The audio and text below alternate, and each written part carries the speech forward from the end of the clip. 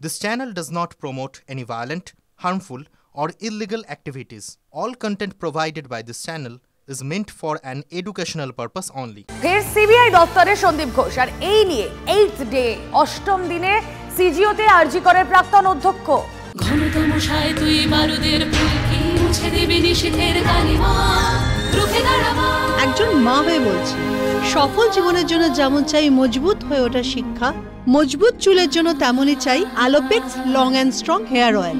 যা জানা যাচ্ছে গত 7 দিনে প্রায় 90 ঘন্টা জিজ্ঞাসাবাদ সন্দীপ ঘোষকে। ফের সিবিআই দপ্তরে সন্দীপ ঘোষ, এই নিয়ে অষ্টম দিনে সিজিওতে আরজি করের প্রাক্তন অধ্যক্ষ। গত 7 দিনে প্রায় 90 ঘন্টা জিজ্ঞাসাবাদ সন্দীপকে। এখনো পর্যন্ত সন্দীপকে জিজ্ঞাসাবাদ করে কি কি হাতে পেয়েছেন তদন্তকারীরা। যা জানা যাচ্ছে যে তদন্তকারীরা সন্দীপ ঘোষের বক্তব্যে সন্তুষ্ট নয়, তাই পরের পর জিজ্ঞাসাবাদ। এখনো পর্যন্ত 7 দিনে 90 ঘন্টা জিজ্ঞাসাবাদ করা হয়েছে সন্দীপ ঘোষকে। কোথাও কি জিজ্ঞাসাবাদের সময় খানিকটা ঘোল খাওয়াচ্ছেন কোট আনকোট নাটের গুরু সন্দীপ ঘোষ? প্রশ্ন থেকেই যাচ্ছে।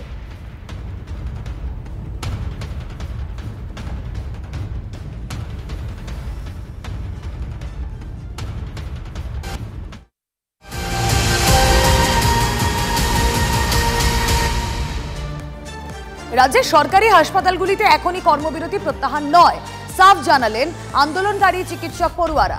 আজ সিজিও কমপ্লেক্সে গিয়ে তদন্তকারী সিবিআই আধিকারিকদের সঙ্গে কথা বলেন তারা। তদন্তের অগ্রগতির বিষয়ে জানার পরই নেওয়া হবে পরবর্তী সিদ্ধান্ত। মন্তব্য, বিক্ষোভকারী চিকিৎসকদের জিজ্ঞাসাবাদের তালিকা দীর্ঘ হলেও নতুন করে কাউকে গ্রেফতার করা হয়নি। শুধুমাত্র সন্দীপ ঘোষই নন, সব অপরাধীদের খুঁজে বের করতে হবে। তদন্তের গতি প্রকৃতি ইতিবাচক না হওয়া পর্যন্ত জারি থাকবে কর্মবিরতি। হুঁশিয়ারি আন্দোলনকারী চিকিৎসক পড়ুয়াদের।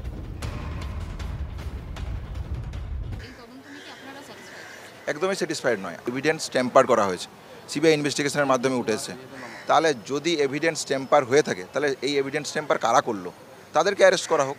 তাহলে তদন্তের গতি প্রকৃতি, পুলিশি তদন্তের যে ব্যর্থতা, সেই ব্যর্থতার জন্য দায়ী কারা, এই সমগ্র বিষয়টা এখনও অবধি 9 থেকে আজকের দিন অবধি যে গতি প্রকৃতি হয়েছে, তাহলে আমাকে তো এই জায়গাটা জানতে হবে যে আমরা একটা ক্ল্যারিটি চাইছি। এদিকে সুপ্রিম কোর্টের নির্দেশ মতো আরজি করে নিরাপত্তার দায়িত্ব নিয়েছে সিআইএসএফ। সকাল থেকে হাসপাতাল চত্বর, মহিলা হস্টেলে মোতায়েন আধা সেনা। অব্যাহত রইল কর্মবিরতি। জুনিয়র ডাক্তারদের তরফে বলা হয়েছে যে তিলোত্তমা খুনের সিবিআই তদন্তের গতিপথ কতদূর এগিয়েছে সে বিষয়ে তারা সিবিআই অফিসারদের কাছ থেকে জানতে চান। তাই তারা তাদের একটি প্রতিনিধি দল আজকে সিজিও কমপ্লেক্সে সেখানে সিবিআই অফিসারদের সাথে দেখা করবেন। তারা জানতে চাইবেন তদন্তের গতিপথ, অর্থাৎ সঞ্জয় রায়কে অ্যারেস্ট করা হয়েছে, সন্দীপ ঘোষকে জিজ্ঞাসাবাদ করা হচ্ছে, কিন্তু নামের তালিকা অনেক রয়েছে, অর্থাৎ জিজ্ঞাসাবাদের তালিকা অনেক লম্বা হলেও কেন এখনও পর্যন্ত অন্যদের গ্রেপ্তার করা হচ্ছে না। এই তদন্তের গতিপথ নিয়ে তারা কথা বলবেন সিবিআই অফিসারদের সঙ্গে। পাশাপাশি তাদের তরফ থেকে একটি প্রস্তাবও দেওয়া হবে সিবিআই অফিসারদের।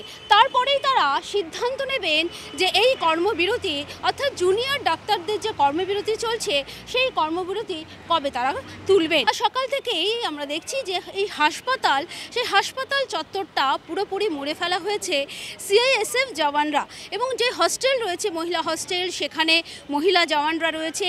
এর পাশাপাশি একেবারে আরজি কর হাসপাতালের প্রবেশদ্বার থেকে শুরু করে বিভিন্ন ভবনগুলোতে সেখানে কেন্দ্রীয় বাহিনী তারা কিন্তু প্রহরায় রয়েছেন, অর্থাৎ কলকাতা পুলিশ সহ কেন্দ্রীয় বাহিনীর নিরাপত্তায় মুড়ে ফেলা হয়েছে আরজি কর হাসপাতাল।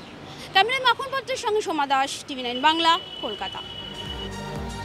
তিলোত্তমার বিচার চেয়ে রাজ্য জুড়ে চলছে চিকিৎসকদের আন্দোলন। আর এই কর্মবিরতির মাঝেই নজির গড়লেন মেদিনীপুর মেডিকেল কলেজ হাসপাতালের আন্দোলনরত চিকিৎসকরা। 20 বছরের মেডিকেল কলেজে প্রথমবার চক্ষু প্রতিস্থাপন হলো মেদিনীপুর মেডিকেল কলেজে। সিনিয়র ডাক্তারদের সঙ্গে কাঁধে কাঁধ মিলিয়ে এই চক্ষু প্রতিস্থাপনের অপারেশন করলেন আন্দোলনরত জুনিয়র চিকিৎসকরা।